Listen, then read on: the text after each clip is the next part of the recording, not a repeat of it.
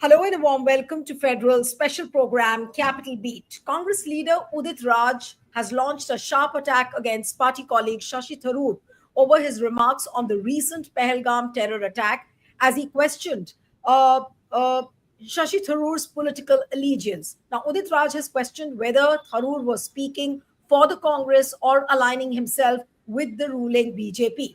Now, what did Dr. Shashi Tharoor say? Tharoor, while speaking about the Pahalgam terror attack, compared the incident to Israel's intelligence failure during the Hamas led strike on October 7th, 2023, saying that even nations with the world's strongest intelligence networks can be caught off guard. This is what Dr. Shashi Tharoor had to say, and I'm going to quote exactly what he said.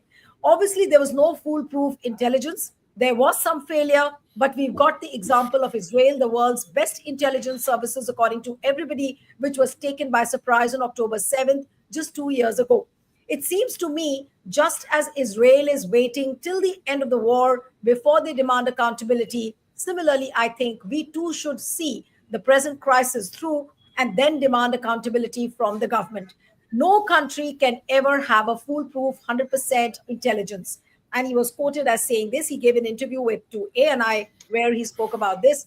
But the big question is that should Shashi Tharoor's remarks be taken against the party line? Is this is the balanced approach taken by Tharoor not palatable to certain sections within the Congress? Is this a controversy which was needless at this point of time when the entire nation is demanding answers and accountability on the Pahalgam terror attack? Joining me now is former spokesperson of the Congress, author and columnist Sanjay Jha. Thank you so much, Sanjay, for joining. We have TK Rajlakshmi, senior deputy editor of the Frontline magazine. Thank you so much, Rajlakshmi. And I'll begin with Sanjay.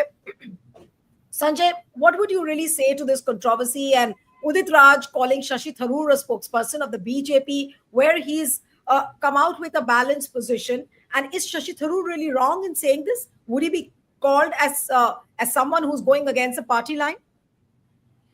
Neelu, both good afternoon to you and to Raj Lakshmi. My short answer will be that these are very sensitive times. And obviously, I think all politicians holding public office are walking on eggshells. I mean, that's a hard truth that we all need to accept. The reality is that Sashi is right that when you look at terror, once terrorism becomes, in a great number of ways, a political strategy for a particular nation or a hostile neighbor, there are ways and means by which I think they can periodically or sporadically make it work. No matter how hard you try, you can't have one soldier for every individual living in a particular state. That's not going to happen. I mean, don't forget that Jammu and Kashmir is one of the most militarized, spaces in the world, and yet you had Pahalgam, right? So I think Sashi is not wrong in saying that you can't really guarantee a foolproof security system. Intelligence failures, of course, that's another aspect in terms of how do you gather inputs from the people who can become, emissaries for you when they suspect something is wrong. But at the same time, I do believe that, where Udit Raj is really coming from, and I'm trying to just look at it, what possibly triggered him to say what he said. He's looking from the perspective of the fact that the government, in a rare act of, shall we say, political integrity, did make a confession or a concession in the all party meet when it said there were certain lapses. I think in India, our conversations have become so blinkered and petty that there is no transparency when people talk. I don't think, end of day, this is about scoring political points. Probably Udit Raj is upset because he believes that the government did have a huge responsibility where it has come short. And I think there is one strong argument, actually, Neelu, in his case, because I was in Pahalgam actually just around 48 to 72 hours before that entire ghastly, violent terror attack happened. And one thing that when I was speaking to a lot of people, when traveling in Srinagar or Gulmarg or Pahalgam, was there was a general sense of confidence in the tourists that everything was back to normal. And as a lot of people have played out those videotapes of Home Minister Amit Shah and even the Prime Minister talking about how terrorism has come to an end, it has been obliterated, not even being reduced, has been obliterated. I mean, pretty strong, emphatic words, which basically could have made anybody feel that end of day terrorism was literally obliterated or eviscerated from the face of Jammu and Kashmir, which was frankly at odds with the reality, right? I think both Raja Lakshmi and you, as part of media and me being part of politics, are aware that Jammu had been seeing unusually high level of terror activity. And you can't ignore attacks on civilians or the armed forces as if, they are not, vulnerable targets. I mean, I feel there's this whole distinction that we make between an attack on a civilian, attack on a migrant, attack on the armed forces. We should stop that demarcation because eventually they're all human beings, right? They're all susceptible. Nobody wants to lose their life. And I feel that extreme political hubris into believing that just because tourists had not been attacked, that everything would be hunky dory was probably being extremely presumptuous. No, And I but think that's what Udit Raj is probably talking about. right. No, but Sanjay, if you look at the statement which Shashi Tharoor made from the political prism, do you Mhm. think that that was a politically incorrect statement which Tharoor should not have made at this point of time? Because the party has already extended support to the government. Now, many people like Udit Raj have been saying that when we have already extended our unconditional support to the government, what is the need to be seen as someone, who's sitting in BJP's lap? I mean, the statement came across as a sympathizer of the BJP government. Now, and also we must not forget that in politics, normally a tit for tat is always seen and done, and everybody remembers what happened when 2611 took place, and Prime Minister Modi, who was the then Chief Minister of Gujarat, he came outside the Trident Hotel and spoke against Manmohan Singh. Then what went wrong with the intelligence? So if that is the state of politics, would you? I mean, would it be right to say that Shashi Tharoor probably should not have made a statement like this? Yes, Sanjay. Nilu, to me, the biggest worry is the fact that today a lot of people who don't understand the fact that the Kashmiris have been extraordinary in the way they have stood up and said that we are one in this moment of grief. I can tell you that I met many Kashmiris who were extremely overjoyed at the fact that tourists were coming, that their life was, they were experiencing some degree of comfort in the numbers of, as far as tourism is concerned. But there is no denying that, to link normalcy, which merely the arrival of tourists or some declining numbers of terror attacks on civilians or armed forces, is not really normalcy per se. I think the point that we need to recognize here is, that worries me a lot, is the fact that the Kashmiris living outside of Kashmir and working or studying are facing a lot of hostile threats from people. I have mentioned that in one of my videos that I do, no teleprompter, where I mentioned that a Kashmiri friend of mine said that her friends are not even ordering food online from Swiggy or Zomato or one of these big grocery stores because they feel that their identity will be exposed and they are then susceptible to some degree of real or some kind of a fearful violence. And I think these are things that we need to address. So I feel that Sashi, having he's a diplomat as well, he's taken a stance which says that, listen, let's wait. These are very extremely sensitive moments. I'm using the word sensitive because I can't think of any other word. I think people are extremely anxious. Everybody's very nervous at this point of time. The government has put out a lot of strictures, and I think the opposition is probably caught in a bind here.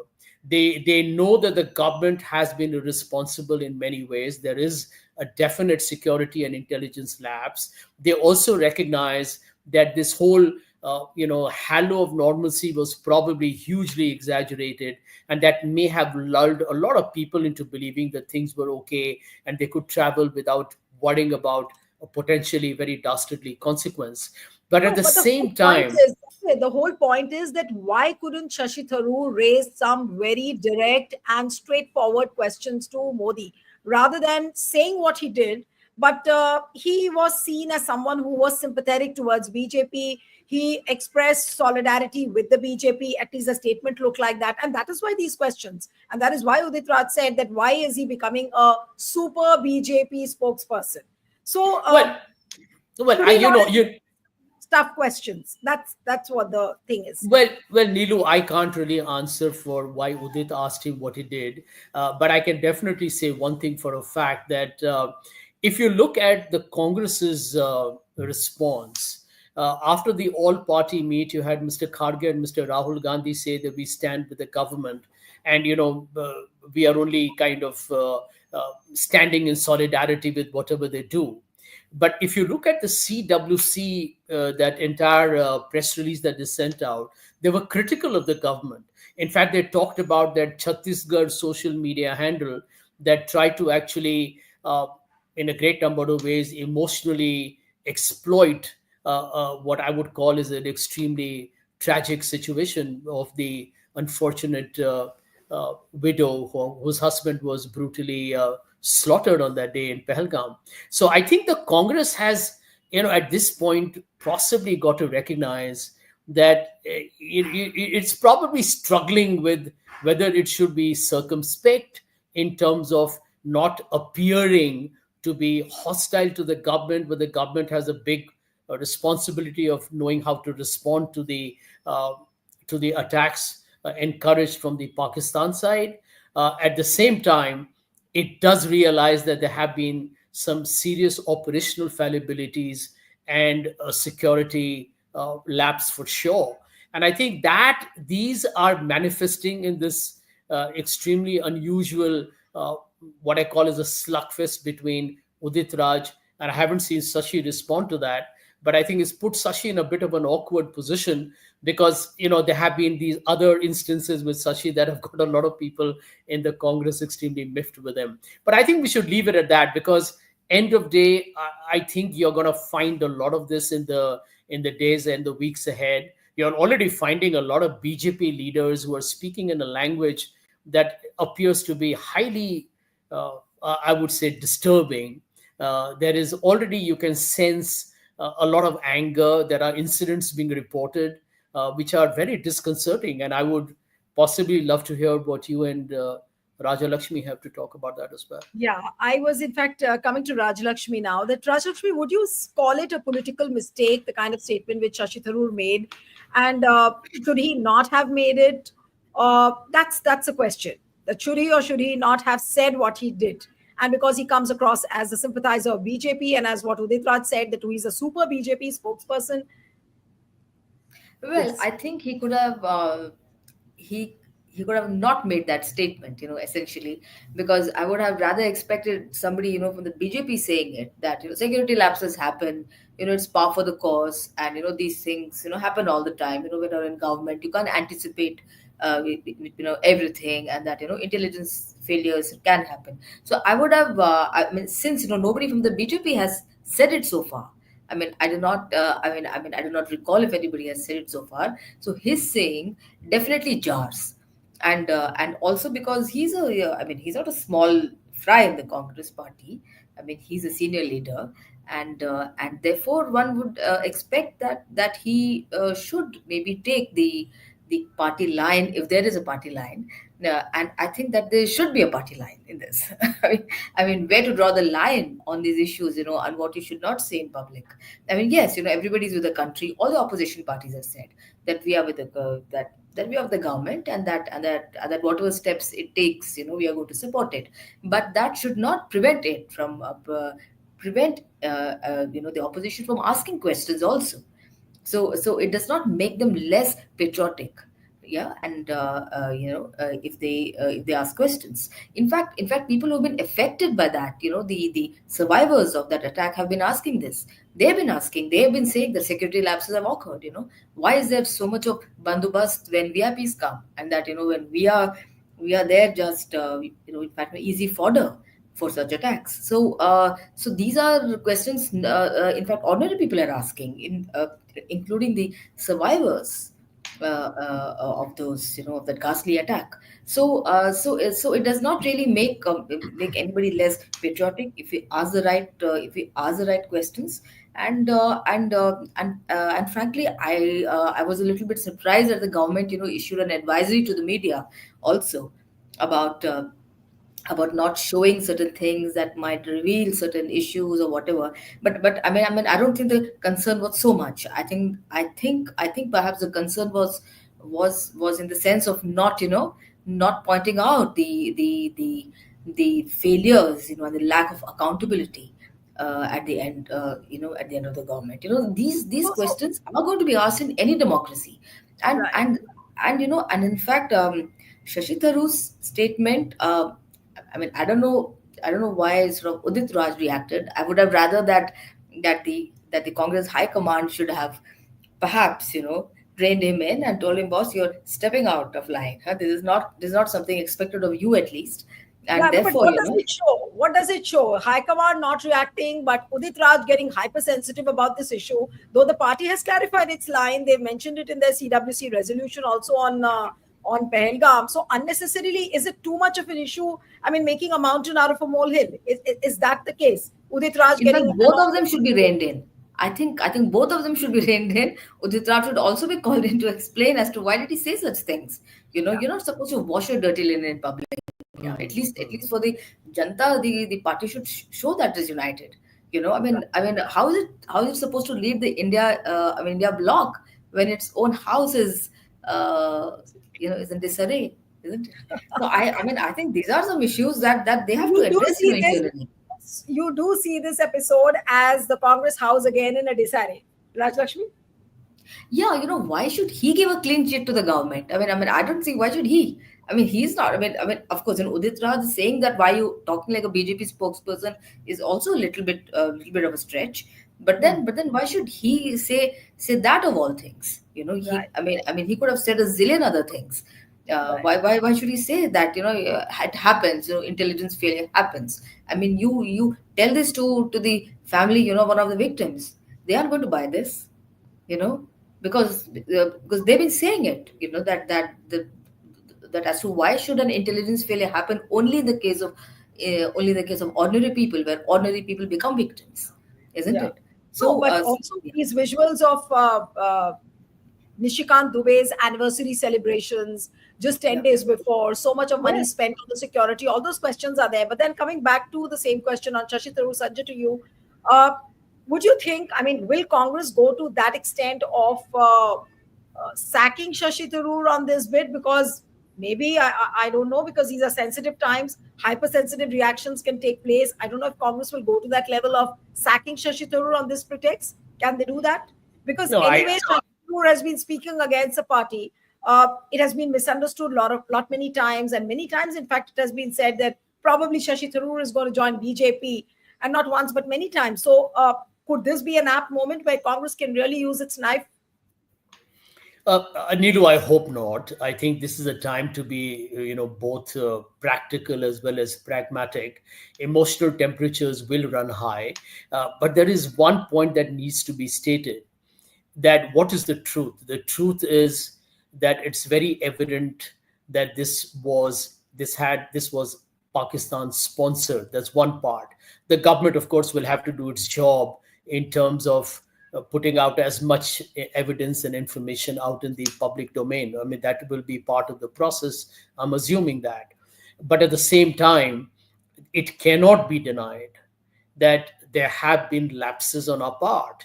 I mean, when people talk about this unprecedented uh, murder of our tourists in Jammu and Kashmir, somebody has to explain, because the normal question that anybody will ask is that we have so many checkposts, and if you go to Jammu and Kashmir, You will find that there are bunkers, that there are CRPF vans all over the place. It has got a number of soldiers on the line of control. You got the CRPF, you have the JNK police, etc., etc. So somebody is going to ask this question that if you look at Pahalgam, for example, and I was there for a couple of days, clearly one didn't see too many security personnel. I mean, whichever military uniform they were in. And, for people who have lost their lives, for them, this is not the time for some kind of a hard, nuts and bolt, rational dossier, right? They just know that they went to Jammu and Kashmir to have a holiday because they were told it is safe and nobody's going to die.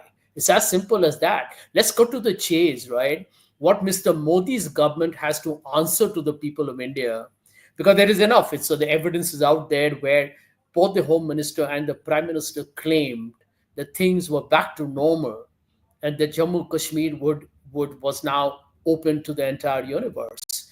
And this is what happens, right? So there is, one can always go through this entire conversation about, can you finally eliminate terrorism? Intelligence failures, are they inevitable at some point of time? We can argue that as analysts, but forget that for the moment. Lives have been lost, and political leadership was probably in its chest thumping mode, shouting from the rooftops that everything is normal, and because they wanted to make Article 370 look like a big success. And, like it or not, ask anybody from the grieving families, and they will tell you about their anguish and their pain. So I do believe that Sashi is a very dear friend of mine. So let me make that statement disclosure upfront. But I do agree with Raja Lakshmi when she said that this is the time when, as a high-profile politician and a public figure, he has to be equally cautious, because these things are interpreted differently by different people. And the BJP, for sure, the kind of propaganda machine that it is likely to make some kind of capital out of his statement, particularly now that Udit has attacked him pretty publicly in a manner which also I feel has been probably not very parliamentary. So I think it's for two mature adults to kind of understand that one of the reasons why this confusion is happening is because the Congress party itself, as a national party, as a party that should actually be a shadow government in waiting, has probably not been as articulate as it should have been. And that's disappointing. I'm actually, kind of disappointed even with Rahul Gandhi. I'll be very frank. He's a leader of the opposition. He's a shadow prime minister, if you adopt the Westminster model. And No, but he's no longer just a leader of the Congress. You have to take a no, but stance.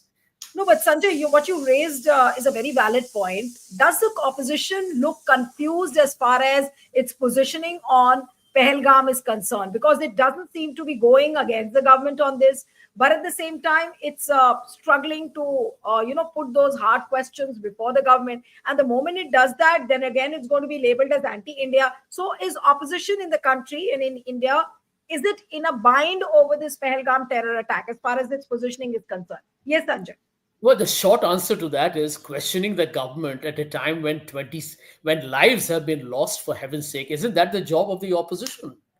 I would say Absolutely. look at Manipur. If the opposition doesn't ask questions, who will?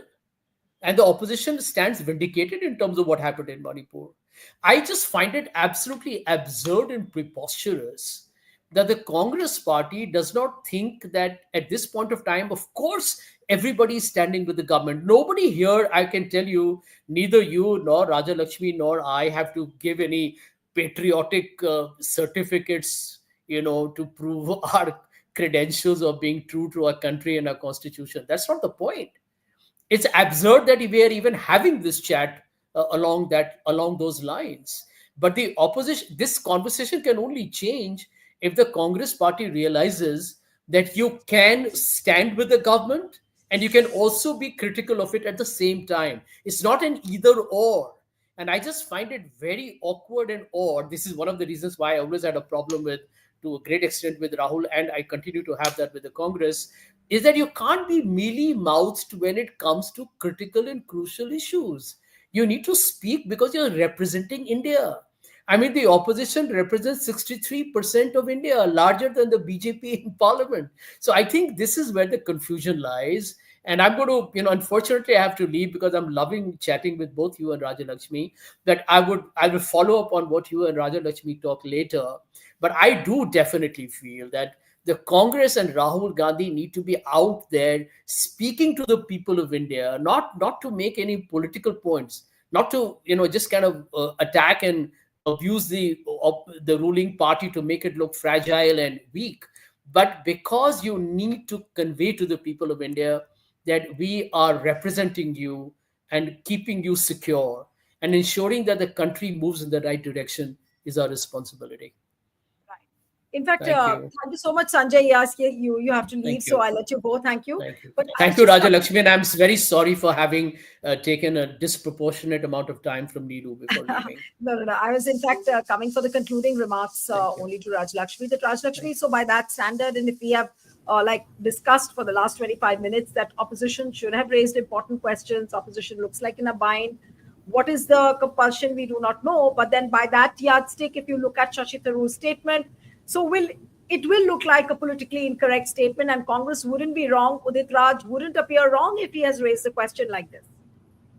See, I think that Udit Raj did not have raised it. He should have raised it at the appropriate forum. That is, you can sort of write a letter to your party and say that this has Right. happened, and I think the party should take account and do something about it, so that you're not seen as speaking, in multiple voices. There has to be, as I said, a party line on it. There has to be a definitive statement by the Congress party, which is it's already there. So all that all that is needed, and required is that the party people follow that line, and they articulate that, in public fora. But here, I mean, because everybody in the Congress thinks that they are leader in their own, their own right, and they have every reason to be so also, and that they can hold forth on on subjects, in which sometimes seem to be, in variance with what the party line might be. So I think that kind of a thing is highly, avoidable. And I don't think, I think that Mr. Kharge or somebody as senior as him should I think talk to both the leaders, and they should talk to all their party people, in fact, and say that you can't step out of line. In fact, other than that, if questions need to be asked, they should be asked. Now it's been 3 or 4 days since the incident, since the ghastly tragedy has happened. I think it's high time that question should be asked, and I think there is some talk about having a debate in Parliament also, to sort of discuss it, at least in some form. Apart from the all-party meeting, the government has to give answers. Right. It is, after all, a democracy, and it is answerable to its people. It is answerable to the political parties who are representatives of the people, and therefore there is no escaping from that. It can't simply say that, all of you should shut up because this incident has happened, and that you should not ask any questions, and that you should leave it all to us to deal with it. you know Right. of course the government has to deal with it, but it has to deal with it in a way that it's able to sort of take everybody along also.